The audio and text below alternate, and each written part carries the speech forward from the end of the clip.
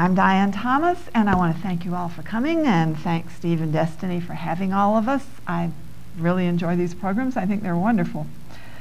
Some of you may have heard me read a couple of months ago from my novel in progress. Tonight I'm going to be reading from my debut novel, which is quite different. It's called The Year the Music Changed, and it's subtitled The Letters of Asa McEachern Isaacs and Elvis Presley. It was published in 2005 by the Toby Press, a small literary publisher headquartered in London. It's a coming-of-age novel set in 1955 and told as a year-long correspondence between Asa McEachern, a shy 14-year-old girl with a disfiguring facial scar who wants nothing more than to be a bohemian poet living in New York, and a young country singer on the way up who is Elvis. Asa is fiction. Elvis, as we all know, is, or was, quite real. Virtually every bit of information about Elvis in my book is accurate. I did a lot of research, including his hopes, dreams, and concert dates, except, of course, for his correspondence with Asa. This fictional correspondence begins when Asa writes Elvis what may well have been his first fan letter. Dear Mr. Presley, I don't know who you are, and I'm not a person who writes fan letters, but I thought I ought to tell you they're playing your record, That's All Right Mama, on the wrong radio station. I just heard it, and it really knocked me out. The trouble is, I heard it on a hillbilly station. Nobody listens to hillbilly music, and I don't know why you think you're a hillbilly singer. You're not. You're singing that new music they call rock and roll. Or rhythm and blues if you're a Negro. I can't tell from your voice. I can't tell if you're young or old either. But I can tell one big thing. I know exactly how you feel with every word you sing. I've never heard anybody sing like that. And I believe every rock and roll radio show in the country ought to be playing your song. I thought you would want to know. Yours truly, Asa J. McEachern. Elvis writes back. Dear Mr. McEachern, thank you very much for your letter. I am real glad you think That's All Right deserves to be #1 on the Hit Parade show on TV. I do too. You sure know a lot about music. Do you work at a radio station? You said you can't tell nothing about me from my voice. Here is who I am. I was born in Tupelo, Mississippi on January 8, 1935. My mama's name is Gladys. She is the light of my life. My daddy's name is Vernon. He is a good man. Daddy's had some hard times. My twin brother's name is Jesse Guerin. He died getting born. If That's All Right Mama had not started making me some money, I would be an electrician by now. I was going to school for it. I got to say I didn't like it much. I really like it how you said all the rock and roll radio shows ought to be playing my record. I will take every one of your words to heart. I hope to hear from you again. If I ever get to Atlanta, I sure will look you up. Yours truly, Elvis Aaron Presley. They get Asa's gender straightened out, exchange a few more letters, and they begin to confide in each other. Asa writes, I'll tell you something I've never told a living soul. It goes all the way back to when Mama and I used to go to movie matinees, to the first time I went by myself to the ladies' restroom. It was upstairs, and at first all the quiet made my ears feel stopped up. Then I heard this sound, a rustling, a murmuring, like birds settling down for the night. It came from a big dark archway at the other end of the mezzanine. I was so young, I pretended the carpet was a raging river and I used its fat red roses as stepping stones to cross over. Inside the archway, a red velvet rope was stretched across a flight of steep concrete stairs. A gold-framed sign on the rope said, This balcony is closed. But it didn't sound closed. It sounded full of whispers. I looked around, didn't see anyone, so I crawled under the rope and climbed the stairs. When I got to the top, I could not believe what I saw. It looked like I was standing at the back of this whole other theater, only the aisles weren't carpeted and the chairs weren't upholstered, and all the people in the seats were Negroes. That's what Mama says instead of colored people, Negroes, the way they say it in New York. Negroes, up there watching the movie just like the rest of us downstairs. I was sure they had to be very special. In all my life, I had never seen a Negro in a white movie theater. I took a step closer, and a girl near my own age turned and stared at me. I wanted to smile at her, but my mouth wouldn't let me. So I stared back until I couldn't bear her eyes on me a second longer. That's when I turned and ran. I didn't stop until I got all the way back down to the white people's theater, where I found my seat by the projector light shining on Mama's strawberry blonde hair. I felt icky inside, like I'd done something I shouldn't have. That's why I've never told. But ever since that day, every time I go to a movie, about halfway through, my heart starts pounding, and I have to excuse myself and climb up to the Negro balcony. When I get there, I stand in the back for a second, almost too scared to breathe. Then I turn around and run back down. Now you know something about me no one else in the whole world knows. Do you think I'm weird? Do you believe I'm doing wrong to keep going up there?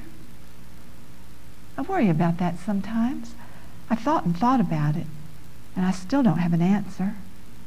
Sincerely, Axa. Elvis replies, "You are not doing wrong at all. The Lord says we only do wrong when we have evil in our hearts. And you don't have no evil in your heart climbing to the colored balcony. You told me something about you. Here's something about me. I'm going to do something really big. I know it. I can feel it in me like the voice of the Lord.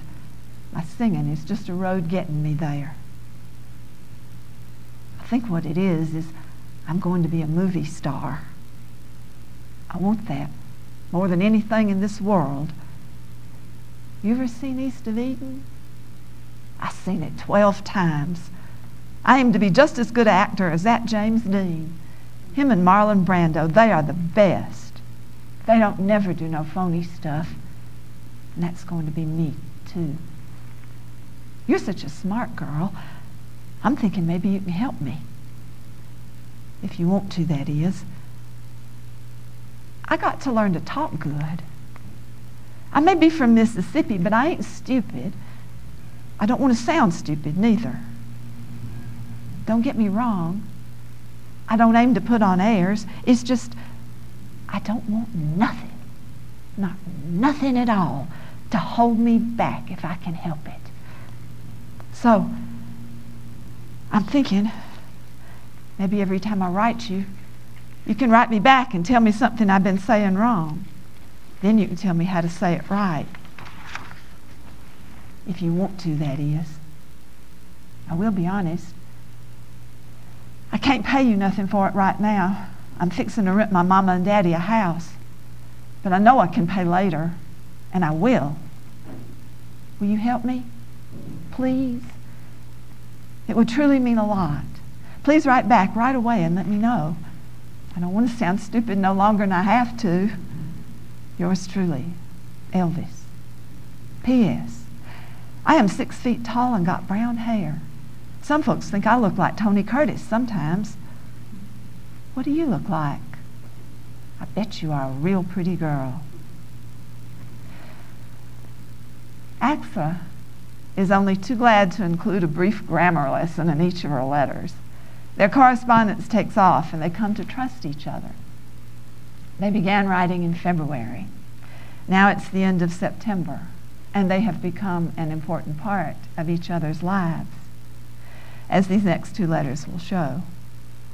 Penelope, by the way, is a highly successful black disc jockey in the novel, and she is patterned after a black DJ in 1950s Atlanta that I listened to when I was growing up.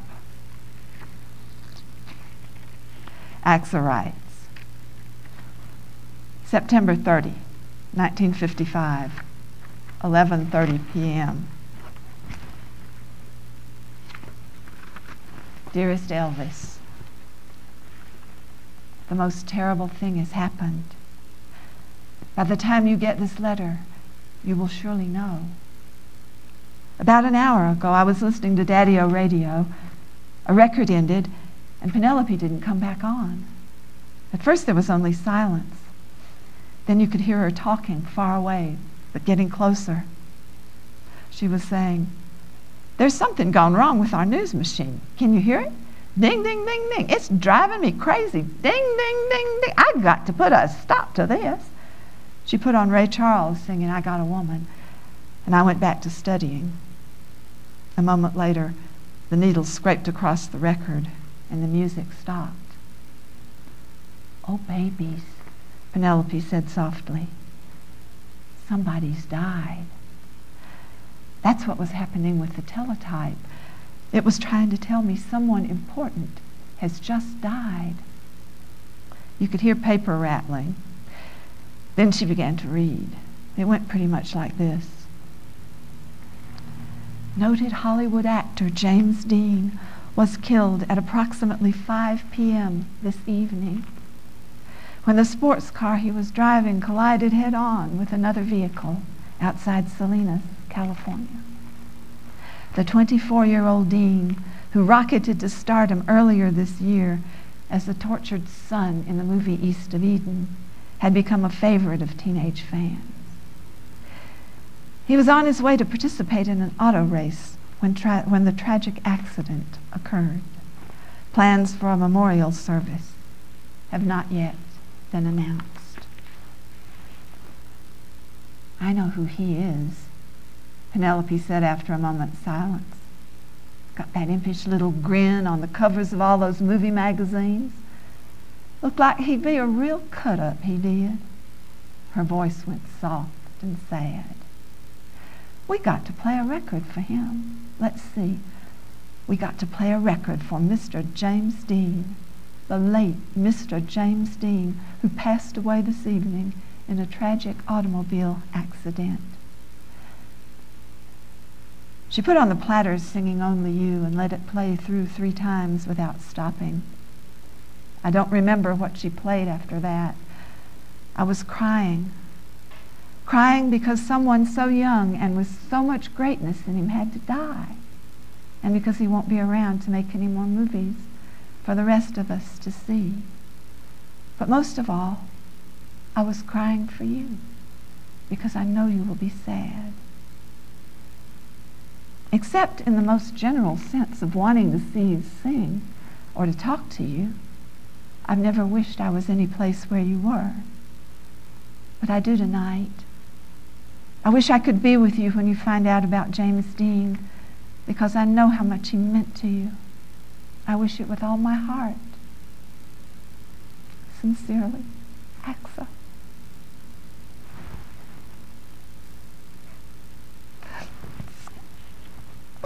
Excuse me.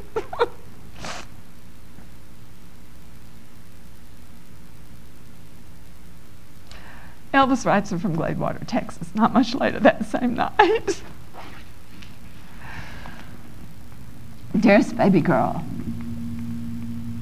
something so bad has come to pass I can hardly see through my tears to write of it. James Dean is gone. The Lord has called him home. I'm grieving so bad I can't hardly think of nothing else. I can't believe he won't be with us anymore, baby girl. I depended on him. He was the one going to teach me acting for the movies. I had it all planned out. I'd see every one of his movies he'd ever make again and again, like I did East of Eden. Keep going until I figured out exactly how he'd done it. I figured if I went to school on him that way, then maybe one day I might be as good as he is. Was. Now that's not worth nothing, because he's gone. You know? I used to lie awake nights thinking about him, thinking how maybe someday he and me would star in a movie together. how I'd get to watch him on the movie set and see just how he did it. Maybe I'd even get to be his friend, carry him down to Memphis for a few days, and we'd just hang out together. Now that's none of it ever going to happen. All what I thought about for so long. I'm so sad right now. I know why people say their hearts are breaking. My heart hurts like a pile of smashed glass in my chest. I wish you were here with me right now. We could lie down alongside each other, hold each other tight. Except for my mama, you're the only one who knows me best of all. It wouldn't bother me none. You just see me cry. Sometimes, when I think about you, it's like you're a warm, comfortable room, all lit by candles. A room with a nice big bed that's got a thick, soft feather quilt on top. I wish I could be in that room right now, lying in that bed, your warmth wrapped all around me. I don't mean nothing bad by that. I swear it. I don't really know what I mean exactly. Only, you give me comfort in my soul, dearest baby girl. And I love you. Promise you won't ever go away. Yours always, Elvis.